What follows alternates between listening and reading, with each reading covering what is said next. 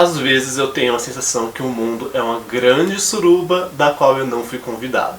Sim, hoje eu vou falar sobre ACOTAR, ou Corte de Espinho e Rosas, livro maravilhoso da Sarah J. Maas.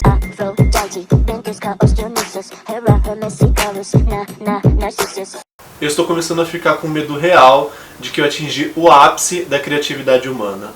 Ou eu estou muito bem servido ao ponto de antecipar e conhecer e entender todas as referências que alguns escritores andam usando em suas obras. O famoso mais do mesmo? Por um lado, eu reafirmo que isso não é de todo ruim, pois a identificação, a similaridade, o conforto é excelente. Mas, por esse lado, ele também não é de todo bom. Para quem já tem um tempinho aí no meio literário, e por mais que a fórmula seja disfarçadamente nova, no fundo ela é igual. Tá.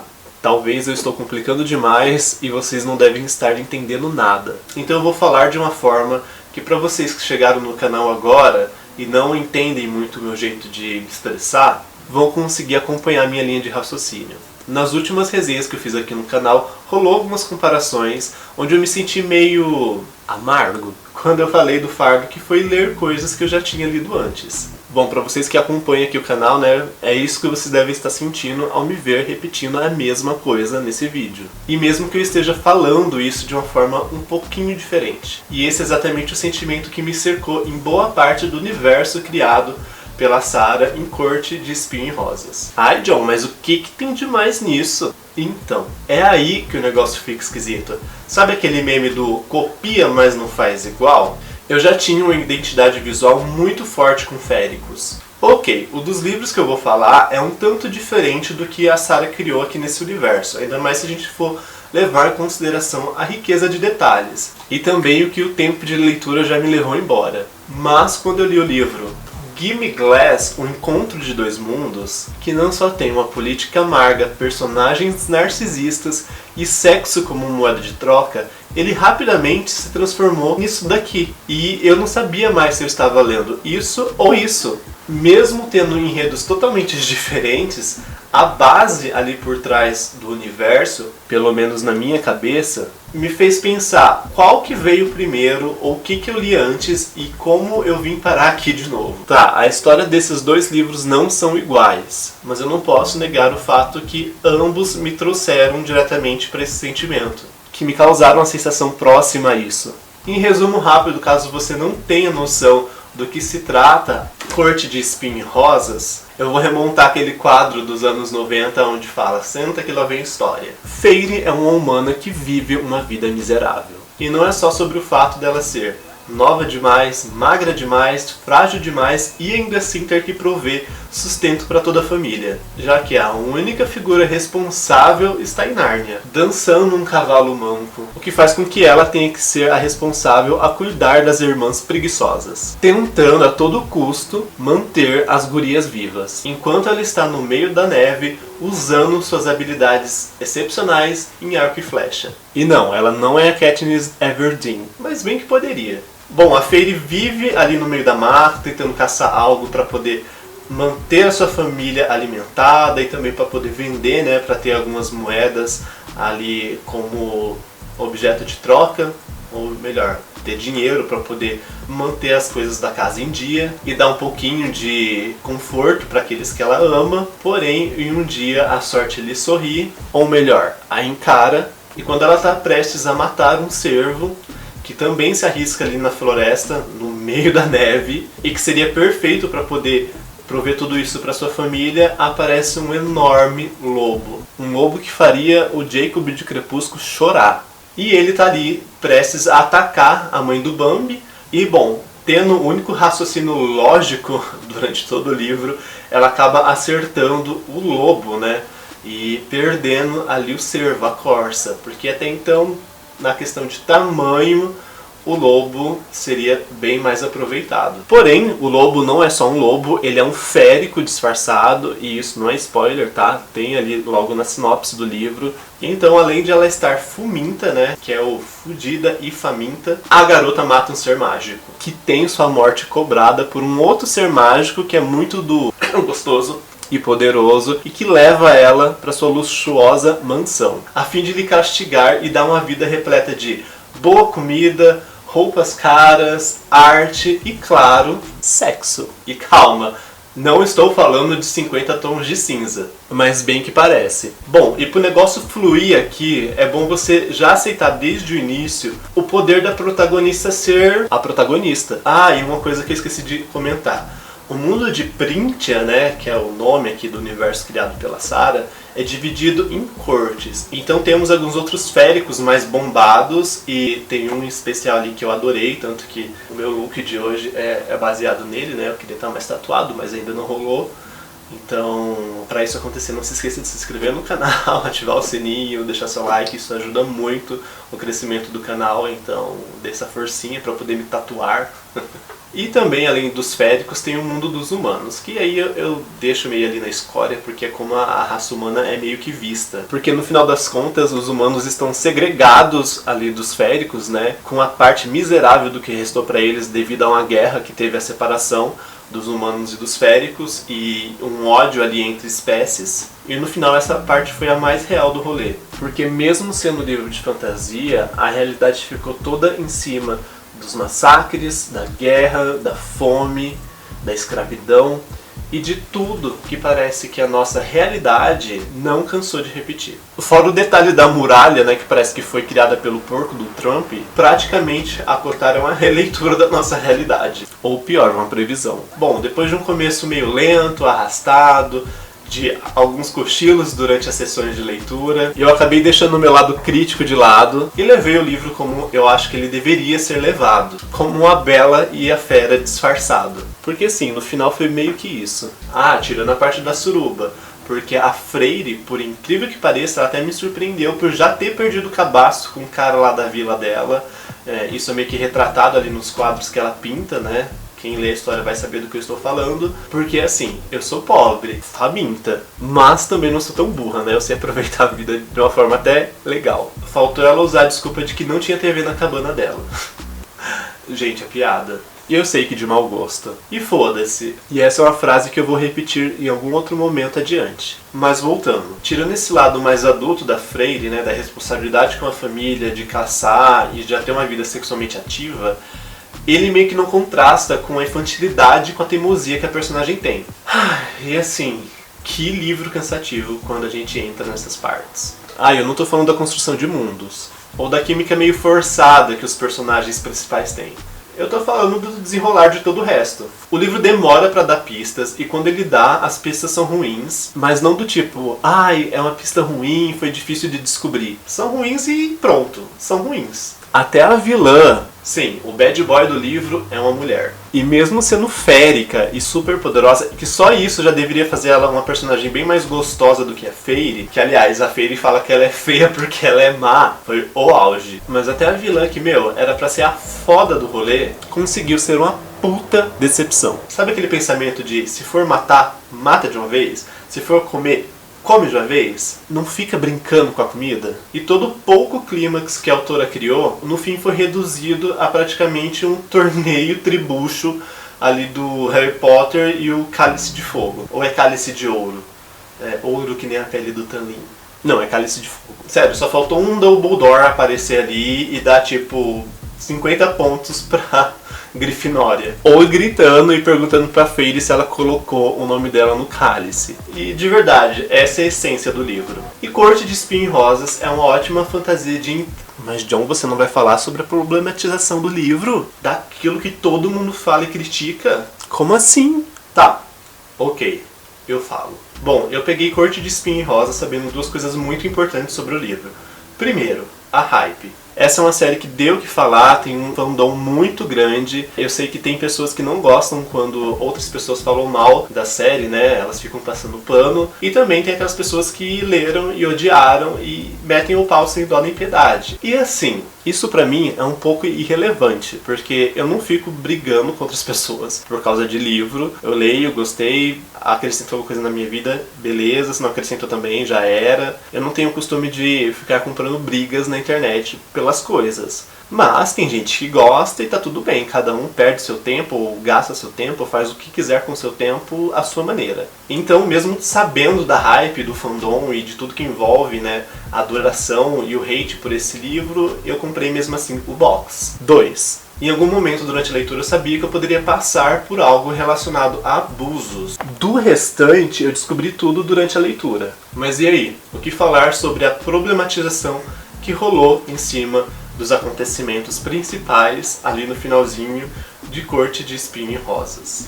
Olha, levando a minha experiência de vida, e eu não vou nem falar de leitura, porque desculpa, mas se você, mesmo sem ter passado por algo assim, ou meramente próximo a isso, ainda vir aqui me dizer que se sentiu pessoalmente atingido pela Regina George, que é a Sarah J. Maas, ou com o que ela fez aqui no livro, que sim, foi meio escroto, embebedar a personagem, fazer ela beijar o cara, dançar da forma que o cara quis, enfim, manipular toda a situação, ou qualquer outra merda que a Fade passou na história. E mesmo se você tiver plena consciência de que isso é um livro, meu amigo, que experiências de vida você teve, que mundo e que realidade você vive. E assim, talvez eu esteja sendo meio que igualmente escroto, mas reforçando o que eu falei há 1 minuto. Olha, levando a minha experiência de vida.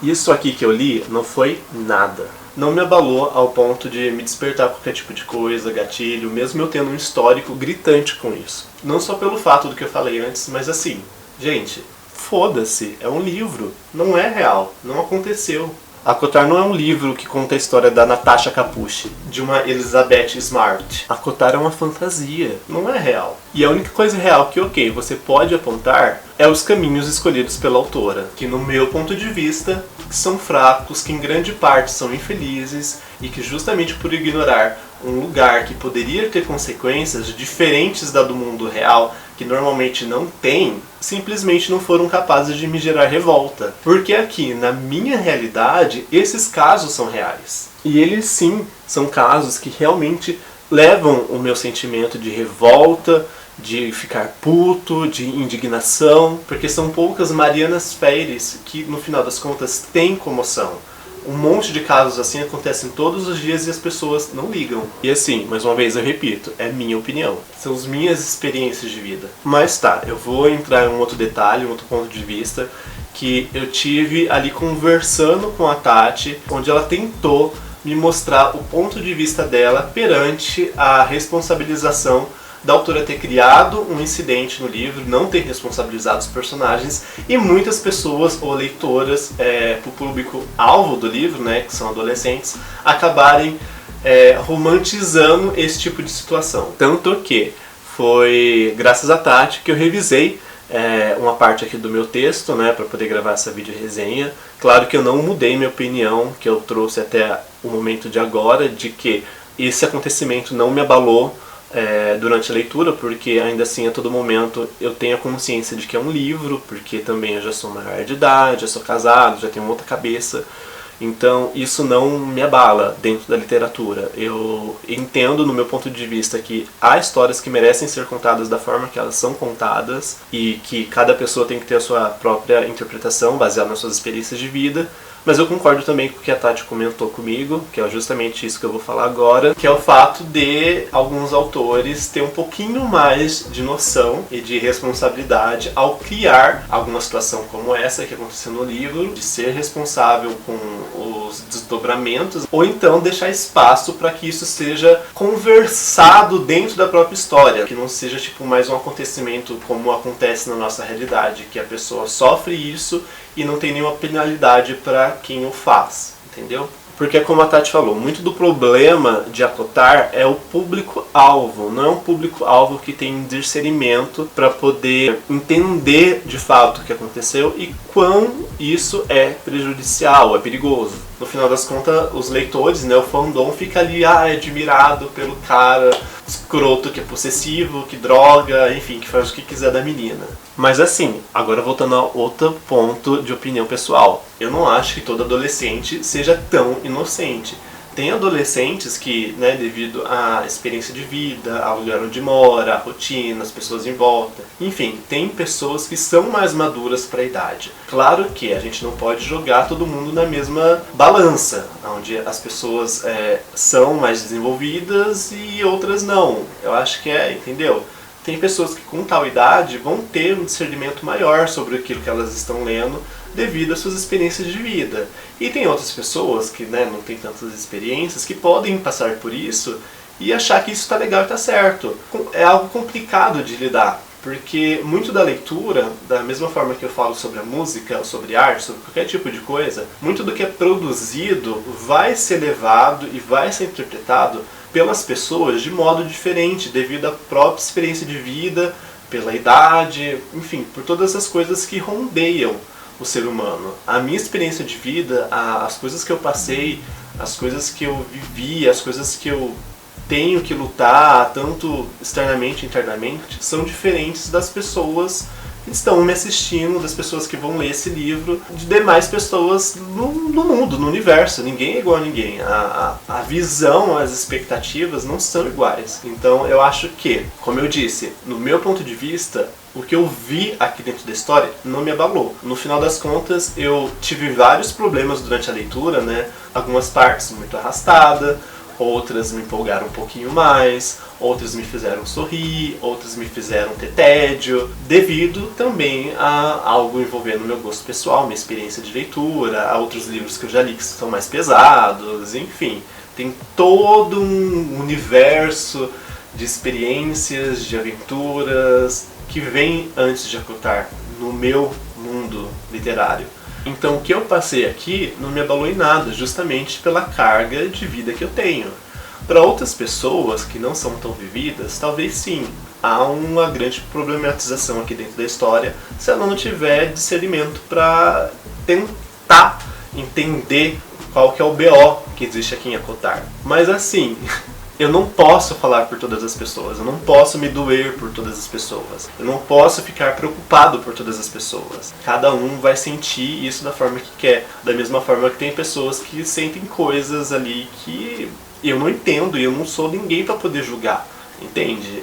É complicado quando a gente tenta passar entre a barreira do que a gente acha certo pra gente ou acha errado pra gente e querer impor isso a outra pessoa. Tem gente que vai gostar de ler livro de sadomasoquismo, vai achar isso super legal, apanhar e chicote e tudo mais, e eu vou olhar aqui e falar, nossa, é um pouco extremo demais pro meu gosto, sabe? Mas se a pessoa tá feliz com aquilo, se ela há um consenso, né? No caso aqui a gente vai falar da palavra consenso, coisa que talvez aqui não teve, ou melhor, que não teve. Mas se a pessoa gosta daquilo, aquilo se satisfaz de alguma forma, quem sou eu para julgar? Então assim, e no final foi só mais um livro que eu fiquei feliz por ler, mais de 400 páginas, foi 400 páginas? 431 páginas, num tempo que eu não lia há muito tempo. Então minha felicidade foi por pegar um livro grosso como esse, conseguir fazer a leitura, conseguir concluir ali dentro do meu mês. Tudo bem que eu demorei demais para poder fazer esse vídeo, né? Porque eu tô enrolando aqui faz um mês. Mas ainda assim foi um livro que me agradou de certa forma. Eu vou querer continuar a leitura dos outros demais livros da série, né? Tem 2 dentro do box, não, tem 3 dentro do box que eu comprei, porque eu quero entender um pouquinho mais sobre as cortes, e a Tati já me falou que a Corte da Noite, né, vai aparecer mais ali no segundo ou no terceiro livro, e foi um dos personagens que eu mais gostei, mesmo ele sendo todo errado da história, pelo menos aqui na primeira história. E, enfim, eu acho que é muito sobre isso, sobre como cada pessoa vai ler e reagir, e que as outras pessoas não podem ficar enfiando o dedo na cara, e eu não tô falando de você, tá, Tati? Mas tipo, enfiando o dedo na cara e falando, você tem que ficar puto com o que aconteceu. Gente, pra mim é um livro, isso daqui não é nada, não é como se eu viesse uma notícia no jornal. E aí sim fica indignado, entende? Claro que eu entendo o ponto de vista, exemplo, agora sim, falando da Tati, que ela falou sobre a responsabilização da autora perante ao público que ela escreve. Ok, entendi isso, mas pra mim não faz diferença. Porque no caso aqui eu sou adulto, e nesse caso é a minha opinião que tá em volta ao livro, entende? Mas sim, se é algo errado que tá indo para um público que não tem preparo psicológico para isso, deve ser revisado, deve ser questionado, ou no mínimo deve acontecer o que de fato aconteceu e vem acontecendo, que as pessoas questionarem esse tipo de coisa, né? Fazer realmente uma problematização em cima de um assunto que deve ser sim discutido. No livro isso não foi feito, não houve margem para esse tipo de discussão, onde a personagem parou, opa, calma, aconteceu alguma coisa errada comigo, me drogaram, fizeram de tudo e foi o quê? Foi ótimo. Não, gente, brincadeira. Me drogaram, fizeram de tudo e eu esqueci isso como se não fosse nada na história. Ok, entendo, respeito, mas ainda assim, reforçando pela milésima vez, isso não me afetou. Eu gostei de Acotar, achei o livro com pontos fortes e com muitos pontos fracos, mas que pelo fato também de eu já ter o box e por também ficar curioso um pouquinho com algumas outras coisas da história, eu vou dar continuidade. Porque assim, existe uma diferença entre uma leitura e uma realidade, e como eu já senti na pele algo desse tipo, né, tudo bem que não dessa forma, mas desse jeito, eu consigo ter um discernimento muito diferente. E uma coisa que eu tinha comentado até com a Tati, é que é engraçado quando a gente tenta silenciar a barbárie que existe no mundo. Isso também, no meu ponto de vista, é muito errado, porque a gente precisa de uma conscientização de que coisas assim existem, mesmo que seja num livro de fantasia, existem. Quando é levado com um pouquinho de responsabilidade e que há uma conversa, como eu já citei aqui, estou até cansado de falar isso, dentro da história, ótimo. Se não aconteceu, mas aconteceu do lado de fora, ótimo. Normalmente eu tento olhar as coisas pelo copo meio cheio. Porque querendo ou não, as pessoas, não todas, mas existem pessoas horríveis na Terra. E a gente tem que estar ciente disso. Às vezes não é pegar um livro e querer que ele seja inteiro de fantasia, de amor e de aventura, porque vai ser um porre uma leitura dessa. Tudo bem que tem gente que gosta, mas ainda assim o mundo não funciona dessa forma. O mundo é cruel, querendo ou não. Tudo bem, não é certo normalizar a crueldade, mas é sempre bom estar ciente que isso está ali do nosso lado. E Corte de Espinho e Rosas é uma ótima aventura de entrada para quem quer se aventurar em uma fantasia leve, cercada de cenas gráficas com decapitação, alusão à escravidão, com algumas droguinhas na bebidinha, e que no final pode acabar fazendo você romantizar algo muito errado, ou te fazer dar uma surtada aqui no Booktube, com uma problematização em algo que é fantasioso e que muitas vezes não ganha tantas manchetes como deveria ganhar em algumas páginas de jornais, em que de fato está acontecendo com muito mais frequência na nossa realidade. Bom, é isso que eu tinha pra falar, não me cancelem, até a próxima e tchau!